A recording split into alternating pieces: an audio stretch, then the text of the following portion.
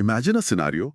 एक कुत्ता भौंकते हुए पास आता है और कहता है, मैं कल अपना स्पेशल पेडिग्री खाऊंगा, आज मुझे सिर्फ रोटी चाहिए। ये सुनने में ही बिल्कुल अब्सर्ड लगता है ना। सही में, क्योंकि जहां तक हमें पता है जानवर कल की बात तो कर ही नहीं सकते। आने वाले कल की प्लानिंग या गुजरे हुए कल का अफसोस, किसी ऐसी चीज के बारे में बात करना जो सामने मौजूद ही नहीं है, ये क्षमता सिर्फ और सिर्फ इंसानों के पास है। बिल्कुल। और इसी क्षमता का फाउंडेशन है एक ऐसी चीज जिसे हम रोज ब्लाइंडली इस्तेमाल करते हैं, पर शायद ही उसकी गहराई को समझते हैं। लैंग्वेज। एग्जैक्टली। और आज का ये डीप डाइव इसी इनविजिबल थ्रेड के बारे में है। आज हम अपनी चर्चा अंकित शर्मा द्वारा लिखी किताब लैंग्वेज एंड लिंग्विस्टिक्स के चैप्टर 1 पर आधारित कर रहे हैं। हाँ, और खासकर उन एस्पिरेंट्स के लिए जो यूजीसी नेट एग्जाम की तैयारी कर रहे हैं, ये डीप डाइव बहुत क्रूशल होने वाला है। ओह एब्सोल्युटली, क्योंकि हम लिंग्विस्टिक्स के सबसे हेवीली टेस्टेड और ऑनेस्टली थोड़े माइंड बेंडिंग टॉपिक्स को अनपैक करने वाले हैं आज। लेकिन एक मिनट के लिए एग्जाम्स को साइड में रखते हैं। Okay, let's unpack this. जब हम किसी टूल के बारे में सोचते हैं, जैसे एक हैमर, तो हमें लगता है कि हमारे हाथ में कंट्रोल है। तो मेरा सवाल ये है, क्या भाषा सिर्फ अपनी बात कहने का एक औजार है, या फिर असल में ये हमारी पूरी सोच को ही आकार देती है? ये बहुत ही फिलोसॉफिकल और आई वुड से फाउंडेशनल सवाल है। अगर हम अंकित शर्मा की बुक के ओपनिंग कॉन्सेप्ट्स को डीपली देखें, तो वहाँ स्पष्ट रूप से इस्टेब्लिश किया गया है कि भाषा यानी लैंग्वेज सिर्फ एक्सप्रेशन का एक सिंपल मीडियम नहीं है। अच्छा, तो फिर क्या है? लैंग्वेज अपने आप में एक हाईली स्ट्रक्चर्ड सिस्टम है। ये एक बायोलॉजिकल इंस्टिंक्ट भी है और एक कल्चरल आर्टिफैक्ट भी। ये जो दोहरापन है ना, ये डुअलिटी ही इस सब्जेक्ट को इतना फैसिनेटिंग बनाती है। वाओ। जब हम बोलते हैं तो सिर्फ वर्ड्स एक्सचेंज नहीं होते, हम रियलिटी को शेप करते हैं। और ये सब एक रैंडम तरीके से नहीं होता। इसके पीछे एक पूरा का पूरा इनविजिबल आर्किटेक्चर काम कर रहा है। Wait, invisible architecture? ये थोड़ा टेक्निकल साउंड कर रहा है मुझे। अगर लैंग्वेज एक स्ट्रक्चर्ड सिस्टम है, तो मैं इसके अलग अलग हिस्सों को देख क्यों नहीं पाता? इस सिस्टम के एक्चुअल पार्ट्स होते क्या हैं? मुझे बेसिक से समझना है। हाँ बिल्कुल। किसी भी बिल्डिंग को समझने के लिए उसकी ईंटों और फाउंडेशन को देखना जरूरी है। यहीं पर लिंग्विस्टिक्स के सब फील्ड्स आते हैं। हम लैंग्वेज को step by step break down करते हैं इसमें। ओके। सबसे पहले एकदम ग्राउंड लेवल पर आता है phonetics. Phonetics human speech sounds की प्योरली फिजिकल प्रॉपर्टीज का अध्ययन करता है। फिजिकल प्रॉपर्टीज मतलब? जब आप बोलते हैं तो आपके वोकल कॉर्ड्स कैसे वाइब्रेट होते हैं, हवा कैसे बाहर निकलती है, टंग की पोजीशन क्या होती है, ये सब फोनेटिक्स है। लेकिन सिर्फ फिजिकल साउंड काफी नहीं है। हर लैंग्वेज का अपना एक सिस्टम होता है। वहीं एंट्री होती है फोनोलॉजी की। फोनोलॉजी किसी स्पेसिफिक लैंग्वेज के साउंड सिस्टम और उसके पैटर्न्स को एनालाइज करता है। Hold on, I need to visualise this. Phonetics और फोनोलॉजी में डिफरेंस समझने के लिए एक देसी एग्जाम्पल ट्राई करते हैं। क्या हम इनको आलू और फ्रेंच फ्राइज की तरह देख सकते हैं? हाँ, आलू और फ्रेंच फ्राइज। Yeah. इंटरेस्टिंग, बताइए कैसे। जैसे फोनेटिक्स वो खेत से निकला हुआ कच्चा आलू है, वो एक रॉ मटेरियल है, एक रॉ फिजिकल साउंड जो बस मुंह से निकल रही है। हाँ सही है। लेकिन आप कच्चे आलू को सीधा गेस्ट को सर्व तो नहीं कर सकते ना। उसको काटना पड़ता है, एक प्रॉपर शेप देना पड़ता है, फ्राई करना पड़ता है। जब वो कच्चा आलू एक प्रॉपर स्ट्रक्चर्ड फ्रेंच फ्राइज के रूप में प्लेट पर आता है, तो वो फोनोलॉजी बन जाता है। Oh wow. यानी रॉ साउंड को जब हम एक सिस्टम में ढाल देते हैं तो वो फोनोलॉजी है। Am I getting this right? ये एनालॉजी बिल्कुल स्पॉट ऑन है और मैकेनिज्म को परफेक्टली एक्सप्लेन करती है। Phonetics is the raw material, the physical reality, phonology is the abstract system that organises it. Nice. UGC net के perspective से ये क्लियर डिस्टिंक्शन समझना स्टूडेंट्स के लिए बहुत जरूरी है, क्योंकि इन टर्म्स पर हमेशा कंफ्यूजिंग स्टेटमेंट्स पूछे जाते हैं एग्जाम में। अब जब हमारे पास स्ट्रक्चर्ड साउंड्स यानी फोनीम्स आ गए, तो नेक्स्ट स्टेप क्या होगा? I guess हम उन साउंड्स को जोड़कर वर्ड्स बनाएंगे। एग्जैक्टली हम उन साउंड्स को जोड़कर वर्ड्स बनाते हैं और इस प्रोसेस को कहते हैं मॉर्फोलॉजी। मॉर्फोलॉजी वर्ड फॉर्मेशन और वर्ड्स के इंटरनल स्ट्रक्चर का अध्ययन करती है। सो मॉर्फोलॉजी का मतलब है कि एक वर्ड बनता कैसे है। जैसे अगर एक वर्ड है अनबिलीवेबल, तो इसमें बिलीव एक रूट वर्ड है, अन एक प्रीफिक्स है और एबल एक सफिक्स है। हाँ, इन तीनों टुकड़ों को जोड़कर एक नया मीनिंग निकालना, ये पूरी इंजीनियरिंग मॉर्फोलॉजी के अंदर आएगी, राइट? बिल्कुल राइट। मॉर्फोलॉजी एक तरह की वर्ड लेवल इंजीनियरिंग ही है। पर सिर्फ वर्ड्स का ढेर इकट्ठा कर लेने से कम्युनिकेशन नहीं होता। उन वर्ड्स को एक प्रॉपर लॉजिकल सीक्वेंस में अरेंज करना पड़ता है ताकि एक मीनिंगफुल सेंटेंस बन सके। हाँ, रूल बेस्ड होना चाहिए। सही कहा। और रूल्स ऑफ सेंटेंस बिल्डिंग को हम कहते हैं सिंटैक्स। सिंटैक्स ये डिटरमिन करता है कि सब्जेक्ट कहाँ आएगा, वर्ब कहाँ आएगा और ऑब्जेक्ट कहाँ। ओके, तो फंडा क्लियर है। फोनोलॉजी ने साउंड्स दिए, मॉर्फोलॉजी ने वर्ड्स बनाए और सिंटैक्स ने उन्हें सेंटेंसेस में जोड़ दिया। स्ट्रक्चर तैयार है, लेकिन मीनिंग का क्या? मीनिंग से आपका क्या मतलब है? आई मीन अगर मैं कहूं कि the green idea sleep furiously, तो सिंटैक्स के हिसाब से सेंटेंस करेक्ट है, एडजेक्टिव है, नाउन है, वर्ब है, पर एक्चुअली इसका कोई मतलब थोड़ी ना है। बहुत बढ़िया पॉइंट उठाया आपने। और यहीं पर सिमेंटिक्स और प्रैग्मेटिक्स की एंट्री होती है, जो कि मीनिंग की स्टडी करते हैं। सिमेंटिक्स डायरेक्टली वर्ड्स और सेंटेंसेस के लिटरल डिक्शनरी मीनिंग को देखता है। ये टेक्स्ट के अंदर का मीनिंग है। तो डिक्शनरी मीनिंग सिमेंटिक्स हो गया, और प्रैग्मेटिक्स? प्रैग्मेटिक्स इससे एक कदम आगे जाता है। प्रैग्मेटिक्स ये देखता है कि रियल वर्ल्ड कॉन्टेक्स्ट में मीनिंग कैसे क्रिएट होता है, स्पीकर का एक्चुअली इंटेंशन क्या है और सोशल कॉन्टेक्स्ट क्या है। यहाँ मुझे एक कॉर्पोरेट ऑफिस का जोक याद आ रहा है। सुनाइए। अगर आपका बॉस शाम को ठीक 6 बजे आकर पूछे, are you busy right now, तो सिमेंटिक्स के हिसाब से ये सिर्फ एक यस नो क्वेश्चन है आपके करंट फिजिकल स्टेट के बारे में। हाँ, टेक्निकली यस। लेकिन प्रैग्मेटिक्स के हिसाब से, प्रैग्मेटिक्स कहता है कि बॉस का एक्चुअली मतलब है, मेरे पास तुम्हारे लिए और काम है और तुम अभी घर नहीं जा रहे। कॉन्टेक्स्ट सब कुछ बदल देता है। सही पकड़ा। सिमेंटिक्स इज व्हाट यू से, pragmatics is what you actually mean in that specific situation. Context is king. Yeah, that makes sense. और जब हम context और meaning की बात करते हैं, तो एक बड़ा सवाल पैदा होता है। अगर कम्युनिकेशन प्योरली इंटेंशन और कॉन्टेक्स्ट पर आधारित है, तो जानवर भी तो कम्युनिकेट करते हैं। हाँ, बिल्कुल करते हैं। एक मधुमक्खी डांस करके दूसरी मक्खियों को बता देती है कि नेक्टर किस दिशा में है। बंदर खतरे की आवाज निकालते हैं। तो फिर इंसानी भाषा और एनिमल कम्युनिकेशन में फंडामेंटल डिफरेंस क्या है? हम यहाँ लिंग्विस्टिक्स को सिर्फ ह्यूमन लैंग्वेज तक सीमित क्यों रखते हैं? ये सच में कमाल का ट्रांजिशन है, क्योंकि पिछले सेगमेंट में हमने लैंग्वेज को एक स्ट्रक्चरल सिस्टम माना।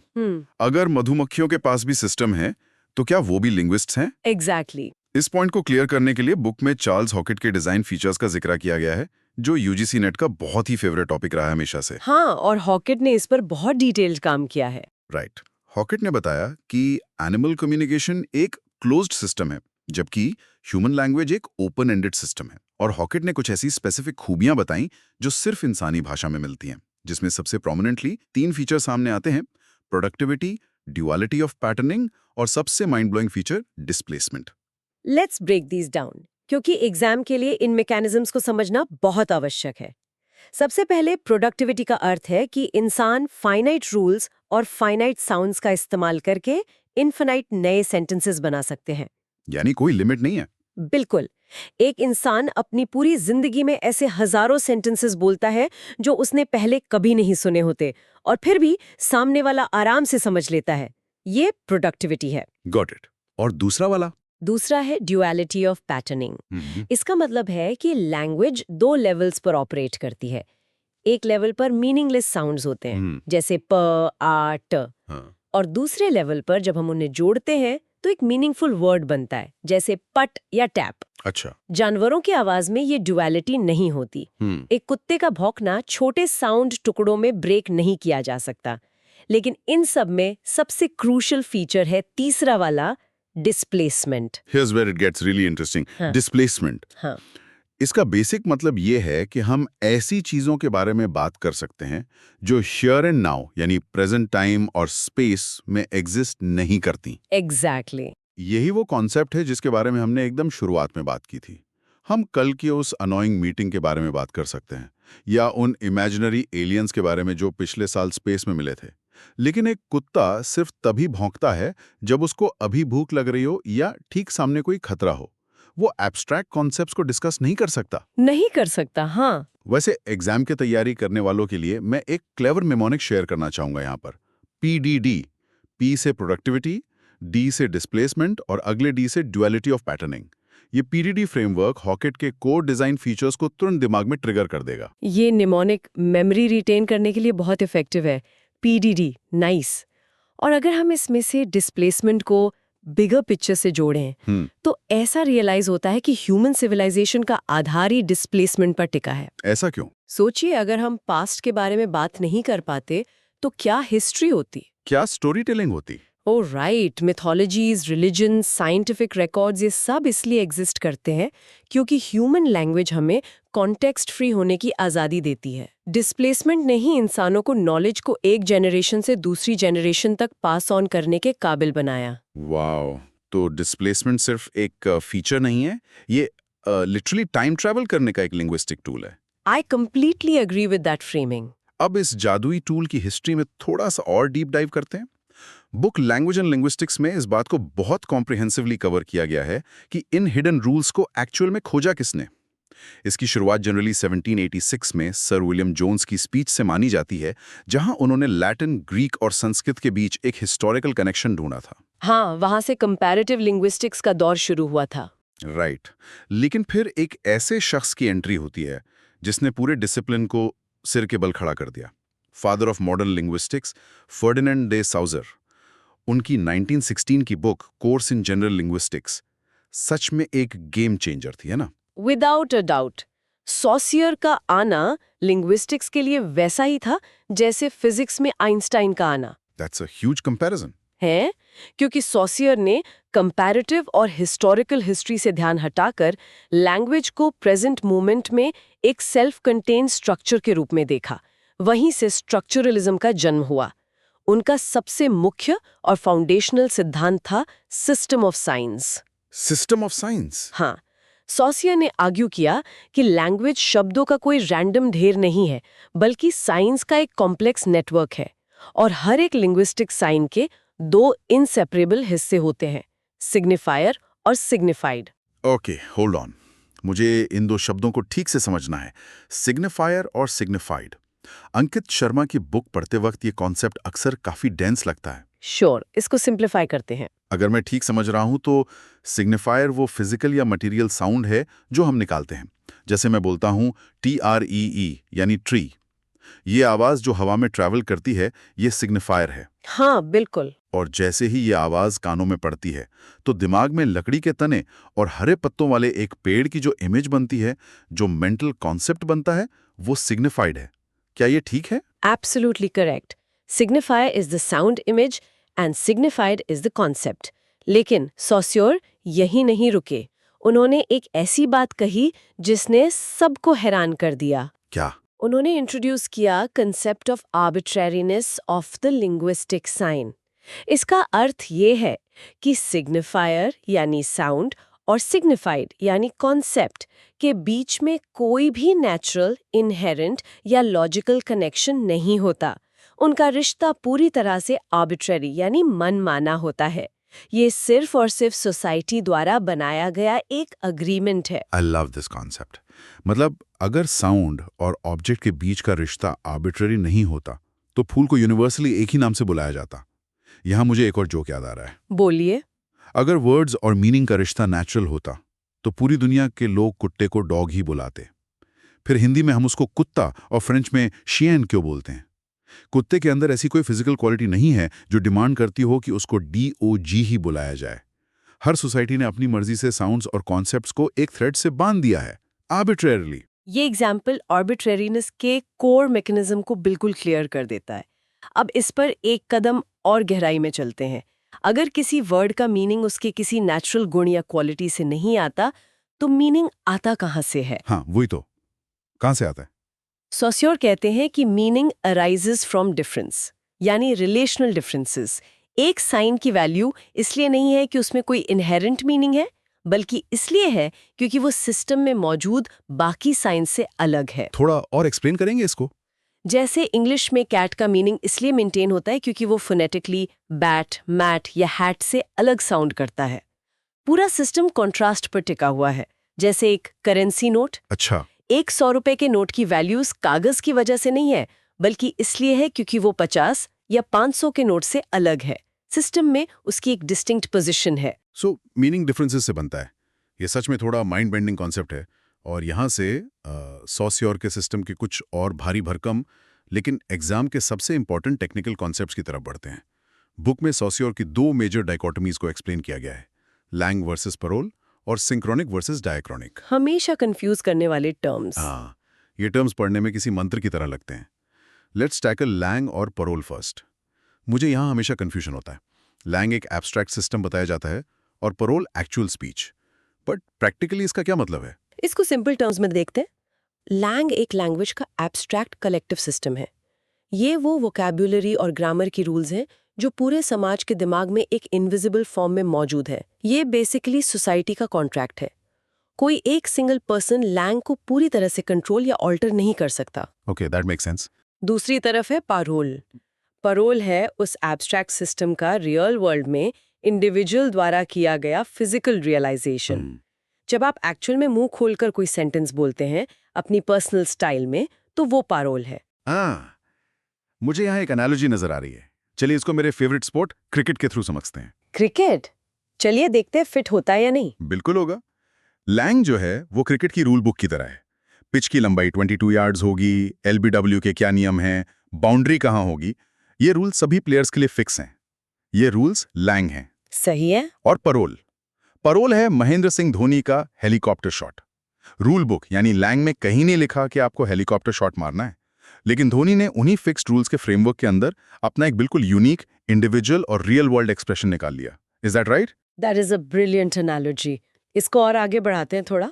अगर कोई प्लेयर पिच के बाहर जाकर बैटिंग करने लगे तो वो पैरोल नहीं है, वो रूल ब्रेकिंग है, यानी सिस्टम से बाहर जाना। हाँ, वो अलाउड नहीं है। लेकिन लैंग के स्ट्रिक्टली डिफाइंड बॉर्डर्स के अंदर रहते हुए जब एक प्लेयर नई आजादी खोजता है तो वो पैरोल होता है। सॉसियोर ने स्ट्रांगली आर्ग्यू किया कि लिंग्विस्टिक्स को एज अ साइंस सिर्फ लैंग का अध्ययन करना चाहिए, क्योंकि पैरोल बहुत अनप्रिडिक्टेबल, मेसी और इंडिविजुअलिस्टिक होता है। साइंस को एक स्टेबल स्ट्रक्चर चाहिए जो सिर्फ लैंग प्रोवाइड करता है। Makes total sense. This raises an important question. अगर हम हिस्ट्री और टाइम की बात करें तो सॉसियोर की दूसरी डाइकोटमी यानी सिंक्रोनिक और डायक्रॉनिक अप्रोच में से कौन सी लिंग्विस्टिक्स के लिए प्राइमरी होनी चाहिए? राइट। पहले इन दोनों का सिंपल मतलब क्लियर कर लेते हैं एस्पिरेंट्स के लिए। डायाक्रॉनिक अप्रोच का मतलब है किसी भाषा की पूरी हिस्टोरिकल जर्नी पढ़ना, जैसे पुरानी इंग्लिश से शेक्सपियर की इंग्लिश और वहां से आज की मॉडर्न इंग्लिश तक का सफर। बिल्कुल। और सिंक्रोनिक का मतलब है टाइम को पॉज कर देना।